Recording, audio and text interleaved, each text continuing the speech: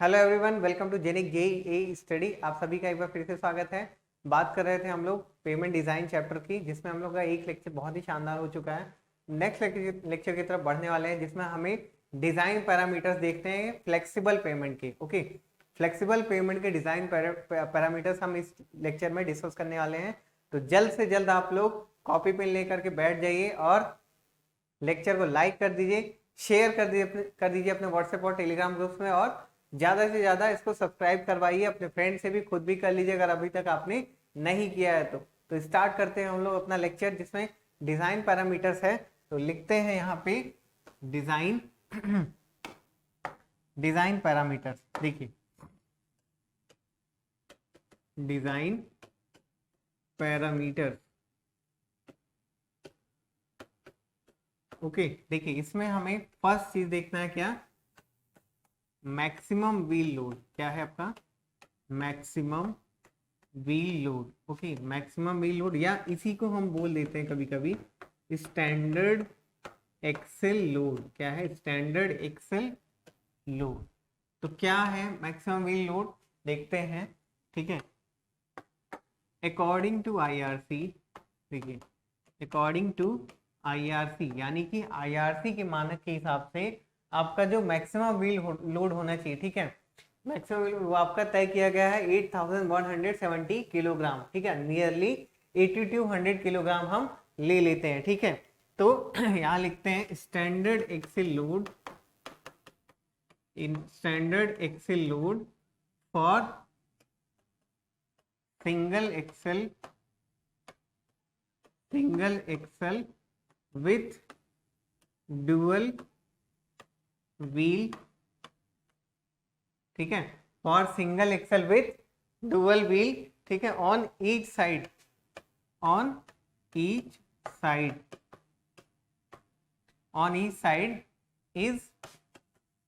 8170 kilogram. ठीक है, which is nearly equal to कितना 8200 किलोग्राम। इसी को हम लोग बोल सकते हैं, या और वी कैन से 8.2 टन और 82 किलो न्यूटन। ठीक है, तो ये हो जाएगा आपका क्या स्टैंडर्ड एक्सेल लोड, यानी कि आपका। ठीक है, देखिए अब मैं इसको बता दे रहा हूँ एक्चुअल में। देखिए होता क्या, मान लीजिए ये एक्सेल है, एक व्हील आपका इधर लगा हुआ है, एक व्हील ये आपका लगा हुआ है, और एक व्हील आपका ये लगा हुआ है, दूसरा व्हील आपका ये लगा हुआ है। ठीक है, यही मैंने यहाँ पे लिखा है कि सिंगल एक्सेल, एक एक्सेल है with dual wheel on each side, यानी कि दो दो व्हील आपके दोनों तरफ होने चाहिए। ठीक है, तो इन्होंने बताया है कि ये टोटल लोड है, जो ये यहाँ लिख देते हैं टोटल लोड। ठीक है, टोटल लोड कितना बताया इन्होंने 8170 किलोग्राम, या इसी को हम लोग कितना लिख देते हैं 8200 किलोग्राम। ठीक है, तो एक तरफ का लोड कितना आएगा 8170, यानी 8170 किलोग्राम को डिवाइड करोगे कितना बनेगा 4085। उसी को हमने यहाँ कर दिया, तो क्या बन गया अप्रॉक्स में 4100 किलोग्राम लिखते हैं। ठीक है, तो आप एक तरह से कितना आया, एक साइड का 4100 और एक टायर का, सिर्फ एक टायर का कितना आएगा। ठीक है, यानी कि एक टायर पे, सिंगल टायर पे कितना लोड पड़ रहा है, सिंगल टायर पे ये पड़ेगा 2050 किलोग्राम। ठीक है, तो ये हो जाएगा आपका क्या सिंगल टायर पे जितना लोड आ रहा है। ठीक है, और सेम इसी तरह आपका इधर भी होगा 4085, या इसी को हम लोग लिख देंगे 4100 किलोग्राम, है ना। तो ये हो जाएगा आपका क्या, दोनों जोड़ करके 8200 किलोग्राम। अब वो आपका यही आपका है स्टैंडर्ड एक्सेल लोड। कभी का एग्जाम में क्वेश्चन आ जाए डायरेक्ट, तो आप तुरंत पुट कर सकते हो आंसर। ठीक है, आपका टाइम भी यहाँ पे बच जाएगा। तो क्या होगा, आप यहाँ पे कितना लिखोगे, अब ये इक्विवेलेंट सिंगल व्हील लोड कितना होगा, फिर यहाँ पे लिख देते हैं equivalent single wheel load. Equivalent single wheel load is 4100 kilogram, या इसी को आप लिख सकते हो 4.1 टन या 41 किलो न्यूटन। तो ये हो जाएगा। अब इसके बाद ठीक है। देखिए हम जब भी डिजाइनिंग करते हैं, ठीक है, तो रिपीटिशंस के लिए रियर एक्सिल के हम डिजाइन करते हैं, ठीक है, ये हो गया। अब इसके बाद ये आपका हो गया मैक्सिमम व्हील लोड और स्टैंडर्ड एक्सिल लोड। अब देखते हैं स्ट्रेस, ठीक है, क्या लिखेंगे अब हम लोग, stress due two wheel load, ठीक है, यहां पे लिख दीजिए stress due two wheel load, stress due two wheel load, ठीक है। तो बॉसिनेस ने हमें बताया है stress due two wheel load का इक्वेशन, बॉसिनेस इक्वेशन, ठीक है, बॉसिनेस के हिसाब से, ठीक है, दिया गया है।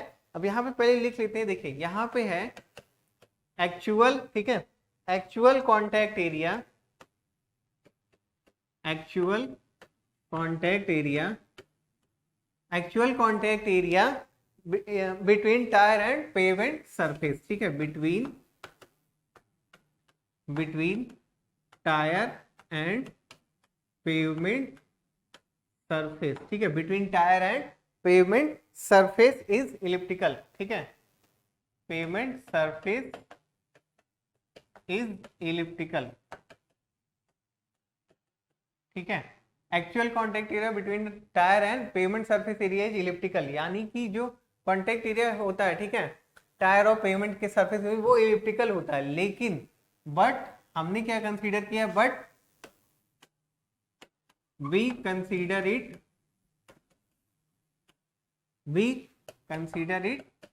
सर्कुलर, ठीक है, वी कंसीडर इट सर्कुलर, ठीक है, मतलब हम इसे सर्कुलर मानते हैं। अब देखिए ये आपका इस तरह से कुछ आपका टायर प्रेशर पड़ा होता है, ठीक है, जो कि ये आपका प्रेशर बल्ब फॉर्म करता है। क्या है ये, प्रेशर बल्ब, इसको लिख लीजिए प्रेशर बल्ब, ठीक है। तो इस तरह से कुछ आपका फॉर्म होता है, ठीक है, वही चीज है। अब यहाँ पे हमें क्या करना है, इसमें क्या आपको बताया गया, actual contact area between tyre and pavement surface elliptical, लेकिन हम क्या कंसीडर करते हैं, इसे सर्कुलर मान लेते हैं, ठीक है, but for analysis it is to be circular. अब देखिए आपका जो स्ट्रेस कितना होगा, तो स्ट्रेस यहाँ लिखते हैं स्ट्रेस, ठीक है, सिग्मा जेड, ठीक है, अकॉर्डिंग टू लिख देते हैं यहाँ पे, चाहे तो लिख देते हैं अकॉर्डिंग टू बॉसिनेस, ठीक है, स्ट्रेस, ठीक है, देखिए अकॉर्डिंग टू बॉसिनेस, भाई जिसने हमें बताया है उसको भी तो थोड़ा सा श्रेय देना चाहिए, है ना। बॉसिनेस इक्वेशन देखिए सिग्मा जेड आपका कितना हो जाएगा, P upon pi A square, ठीक है, P upon pi square 1 minus Z के upon A square plus Z square power 3/2, ठीक है। तो ये हो जाएगा आपका P upon pi A square, ठीक है, ब्रैकेट में कितना होगा 1 minus Z cube upon A square plus Z square power 3/2, ठीक है। ये आपका है कि क्या, ये है आपका बॉसिनेस इक्वेशन से स्ट्रेस, ठीक है, इसको आप लोग नोट कर लीजिए, ठीक है। तो ये आपका हो जाएगा बॉसिनेस इक्वेशन, इसको नोट कर लीजिए। यहाँ पी क्या है, व्हील लोड है, ठीक है, लिख देते हैं एक एक चीज। पी क्या है आपका, व्हील लोड, ठीक, और आपका जेड क्या है, ठीक है, देखिए जेड आपको बता देते हैं क्या है, जेड है डेप्थ, ठीक है, डेप्थ कौन सी, एट विच आपका स्ट्रेस जिस पे निकाला गया, ठीक है, और ए क्या है आपका, रेडियस, ठीक है, ए आपका क्या है, रेडियस, ठीक है, ऑफ लोडेड एरिया, ठीक है, लोडेड एरिया, और सिग्मा जेड आपका क्या है, बताइए आपको, वर्टिकल स्ट्रेस है, ठीक है, यहाँ पे लिख दीजिए वर्टिकल स्ट्रेस। ये हो गया क्या आपका स्ट्रेस एट, ठीक है, stress due two wheel load, ठीक है। अब इसमें देखिए ये आपको फॉर्मूला याद रखना है, ठीक है, कभी कभी से फॉर्मूला आपसे पूछ लेता, मैंने बताया ना फॉर्मूले जितने हैं आपके हाईवे मीनिंग के, ठीक है, डायरेक्ट कभी कभी वही पूछ ले जाते हैं, ठीक है, तो बहुत ज्यादा टफ भी नहीं रहेगा आपके लिए, इजी भी रहता है। अब आगे अब हम लोग बात करते हैं किसका, इक्विवेलेंट सिंगल व्हील लोड का, किसका बात करेंगे हम लोग, इक्विवेलेंट सिंगल व्हील लोड का, लिखते हैं यहाँ पे equivalent single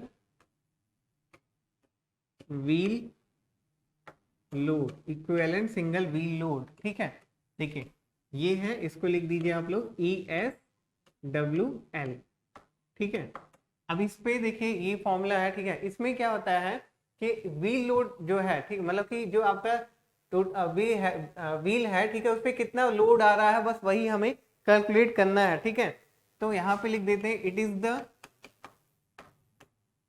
load applied on it is the load applied on single tire of vehicle। क्या है? it is the load applied on single tire of vehicle। ठीक है, अब ये तो आपका हो गया, समझ में आ गया। अब ये बनता कैसे है, देखिए इसको मैं आपको डायग्राम के थ्रू दिखाता हूँ।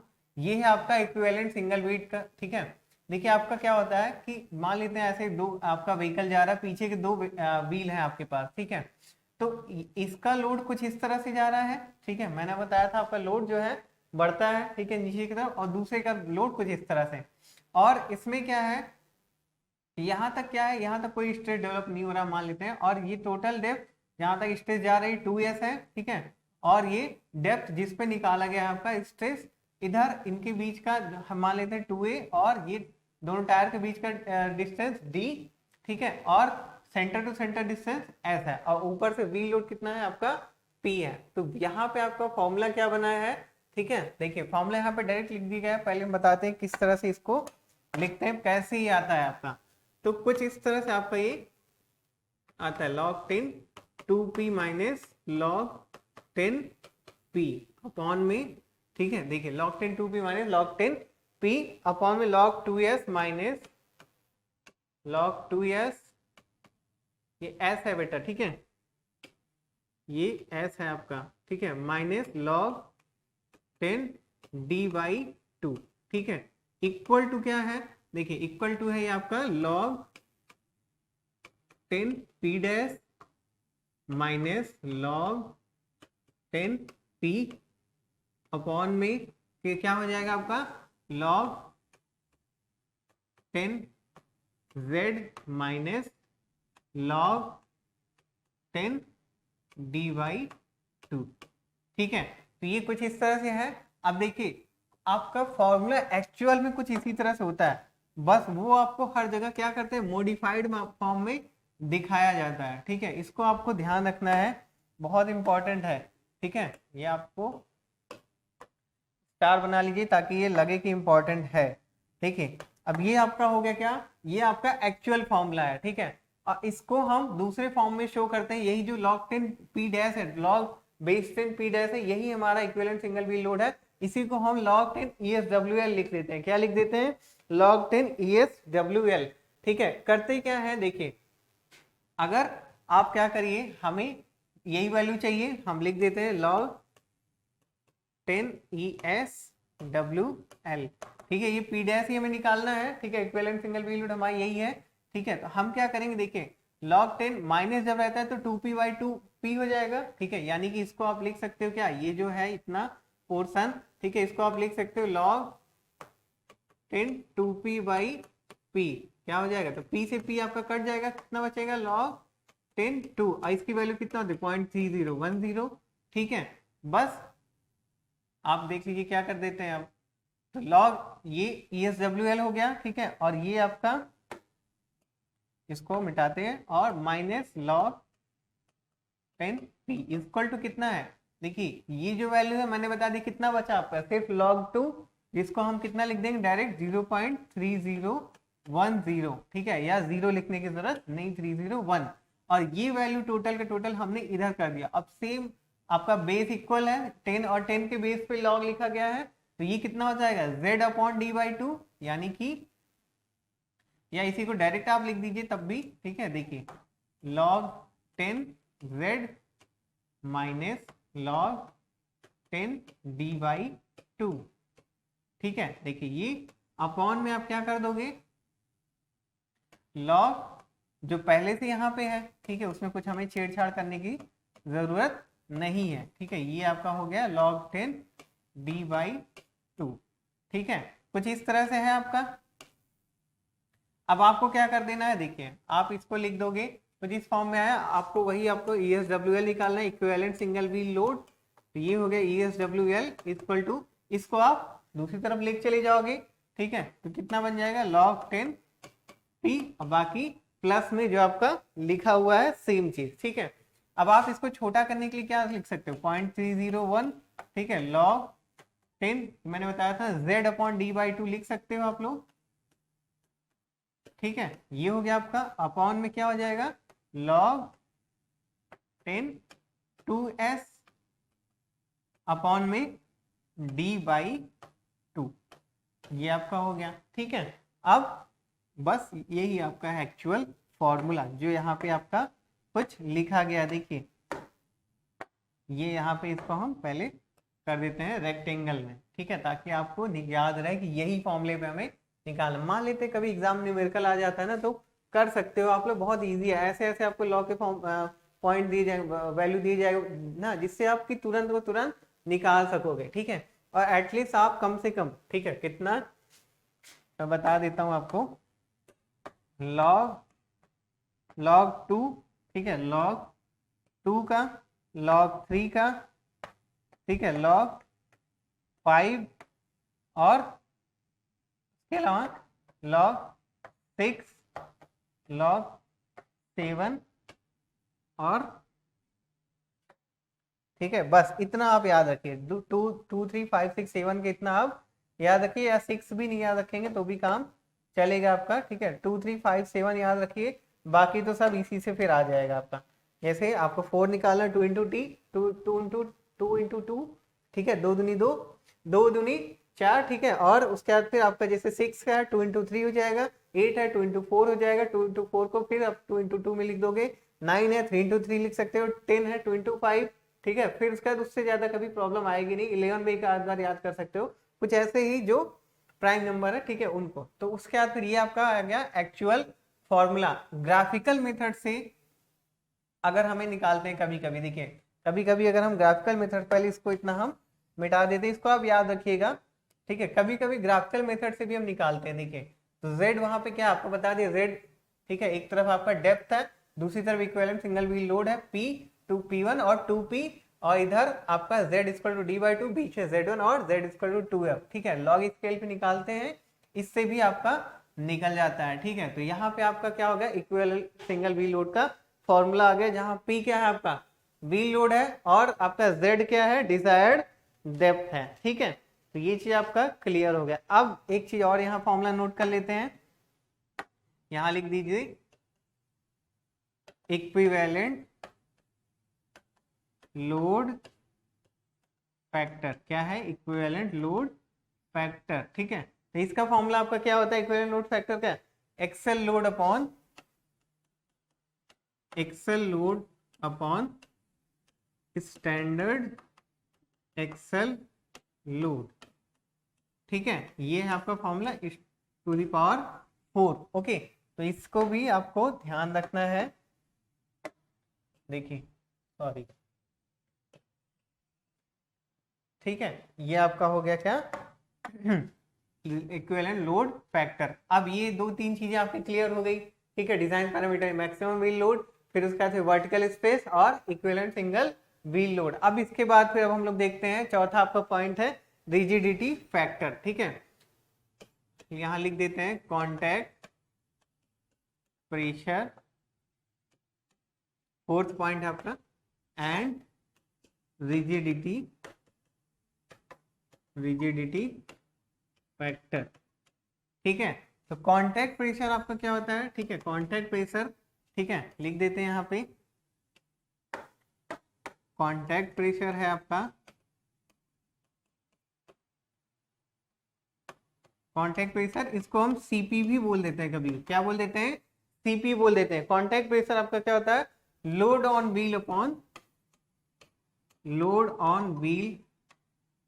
अपॉन क्या हो जाएगा, कांटेक्ट एरिया, यानी कि व्हील पे जितना लोड है अपॉन कितना उसका कांटेक्ट एरिया है, उससे आ जाता है आपका कांटेक्ट प्रेशर। ये मतलब कि रोड पे जो आपका व्हीकल चल रहा है, जो टायर है, ठीक है, उस टायर का, ठीक है, यानी कि उस लोड ऑन व्हील यानी कि उस टायर पे कितना लोड आ रहा है और उसका कांटेक्ट एरिया रोड के साथ कितना है, बस वही है आपका कांटेक्ट प्रेशर। और रिजिडिटी फैक्टर क्या है, ठीक है, लिख दीजिए यहाँ पे रिजिडिटी फैक्टर, ठीक है, रिजिडिटी फैक्टर कितना हो जाएगा आपका contact pressure upon tyre pressure, क्या हो जाएगा आपका contact pressure upon tyre pressure, ठीक है, यहां लिख देते हैं contact pressure upon tyre pressure, क्या है आपका contact pressure upon tyre pressure, ठीक है, ये हो जाएगा आपका क्या रिजिडिटी फैक्टर। इसको भी आप बॉक्स में क्लोज कर दीजिए, ठीक है, इंपॉर्टेंट फॉर्मूला है,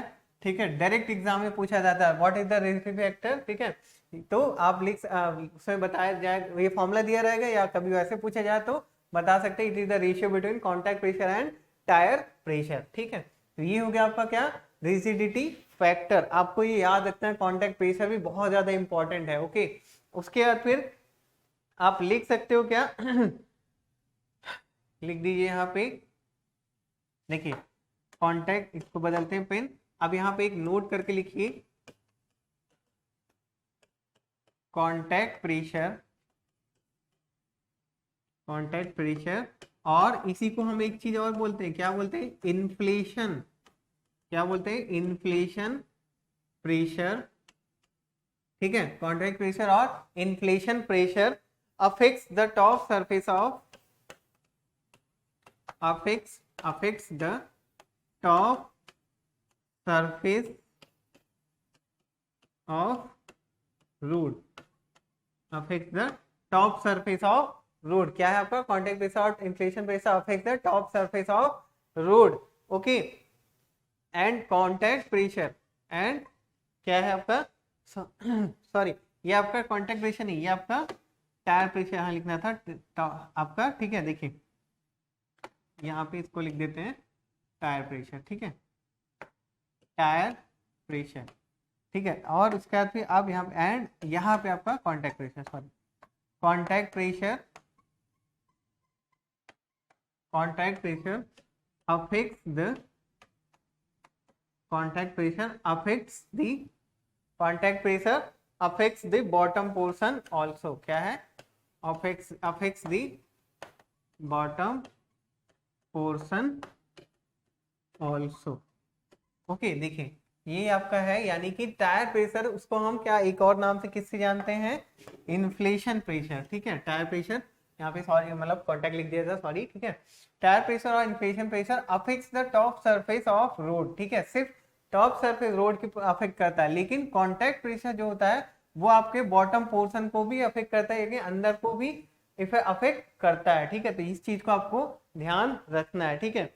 अब मान लेते हैं यहाँ पे इसको लिखिए एज्यूम, ठीक है, एज्यूम नहीं करिए, लिख देते हैं हम, जनरली हम कंसीडर ही यही करते हैं कांटेक्ट प्रेशर जो है आपका, ठीक है, कांटेक्ट प्रेशर, ठीक है, हम कितना लेते हैं, ठीक है, सीपी 7 किलोग्राम पर सेंटीमीटर स्क्वायर, या इसी को हम कितना लिखते हैं 0.07 MPa, ठीक है, 0.07 MPa, ठीक है, 67 नहीं लिखना, ठीक है, 07 है, और ये मान लेते हैं, तो आपका रिजिडिटी फैक्टर क्या होगा, रिजिडिटी फैक्टर, ठीक है, रिजिडिटी फैक्टर, ठीक है, तब किस पे डिपेंड करेगा, मान लेते हैं आपका, अब ये देखिए ये तो आपका फिक्स हो गया, लिख देते हैं इफ टायर प्रेशर इज, ठीक है, ठीक है, यहां लिख देते हैं इसको, अगर 7 किलोग्राम पर सेंटीमीटर स्क्वायर वो भी है, ठीक है, तब आपका क्या हो जाएगा रिजिडिटी फैक्टर, ये आपका कितना हो जाएगा 1 के बराबर हो जाएगा, ठीक है, यानी कि देखिए फॉर्मूला आपके पास क्या था rigidity factor contact pressure upon tyre pressure, contact pressure आपका 7 किलोग्राम पर सेंटीमीटर स्क्वायर है, और टायर प्रेशर आपका 7, अगर ये भी हो जाएगा तो इक्वल टू 1 हो जाएगा, तो वही चीज मैंने यहाँ पे लिख दिया, ठीक है, और अगर टायर प्रेशर आपका ज्यादा हो जाए, ठीक है, टायर प्रेशर आपका, ठीक है, ज्यादा हो जाए किससे 7 किलोग्राम पर सेंटीमीटर स्क्वायर से, तो आपका रिजिडिटी फैक्टर कितना आएगा, रिजिडिटी फैक्टर भी आपका कितना हो जाएगा 1 से कम हो जाएगा, ठीक है। और अगर ये 7 किलोग्राम से कम है, ठीक है, 7 किलोग्राम से कम है तो रिजिडिटी फैक्टर आपका कितना हो जाएगा, 1 से अधिक, ठीक है। यही चीज आप देख सकते हो, जैसे आप ऐसे समझ लो, यहाँ पे है आपका contact pressure upon tyre pressure, ठीक है। देखिए कॉन्टैक्ट प्रेशर अगर 7 है, ये 7 है, इक्वल टू 1 हो गया रिजिडिटी फैक्टर। अगर कॉन्टैक्ट प्रेशर आपका मान लेते हैं ये 7 ही है, नीचे 8 हो जाए तो ये रिजिडिटी फैक्टर 1 से कम हो जाएगा।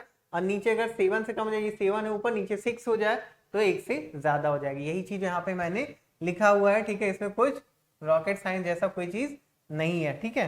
तो यहाँ पे आपका हो गया ये रिजिडिटी फैक्टर्स के बारे में, ठीक है। इसको आप लोग नोट कर लीजिएगा अच्छे से, ठीक है, कभी कभी पूछ लेता है, ठीक है। अब हमें देखना है रिपीटिशन ऑफ लोड, क्या है आपका रिपीटिशन ऑफ लोड, ठीक है। ये आपका रिपीटिशन ऑफ लोड, ठीक है। देखिए इसमें बस एक फॉर्मूला है आपका P1N1 बराबर P2N2, ठीक है। P1N1 इक्वल टू P2N2, बस इसी को आपको बॉक्स में कर देना है, ठीक है। देखिए P1N1 बराबर P2N2 में P1 क्या है आपका, वही है व्हील लोड, ठीक है। P1 आपका क्या है, व्हील लोड है, एक्सल लोड, ठीक है। लिख दीजिए व्हील लोड अपॉन में एक्सल लोड, ठीक है। और n क्या है आपका, n आपका नंबर ऑफ एक्सल है, ठीक है, अरे sorry number of time load is repeated है, ठीक है। Number of times load is repeated, number of times load is repeated, ठीक है। इसको बस साफ सुथरा लिख देते हैं, ठीक है। Number of time load is,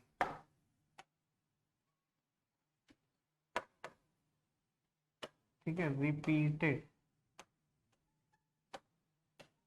ठीक है। ये हो गया आपका n। अब देखिए एक तरह से आप क्या समझ रहे हो, यहाँ से कौन सा रिलेशन निकल रहा है, रिलेशन आप देखिए, रिलेशन इसके बीच में क्या बना, P इक्वल टू क्या लिखोगे आप लोग, P इनडायरेक्टली प्रोपोर्शनल टू, ठीक है, या इसी को, यानी कि P आपका जो है वो प्रोपोर्शनल टू है 1/n के, यानी इनडायरेक्टली प्रोपोर्शनल टू n है, ठीक है।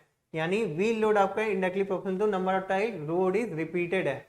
आपका लोड जो व्हील लोड है वो है तो है ही है, लेकिन वो रोड पे कितना बार रिपीट हो रहा है, ठीक है, वही चीज यहाँ से रिपीटिशन ऑफ लोड से निकलता है। ओके, तो ये चीज आपका यहाँ से क्लियर हो गया। अब देखिए इसके बाद हमें क्या देखना है, जो हमने डिजाइन पर टेस्ट देखे थे, ठीक है, यानी कि जो आपका डिजाइन मेथड्स देखे थे, ठीक है, कौन कौन से डिजाइन मेथड देखे थे, याद कीजिए एक बार।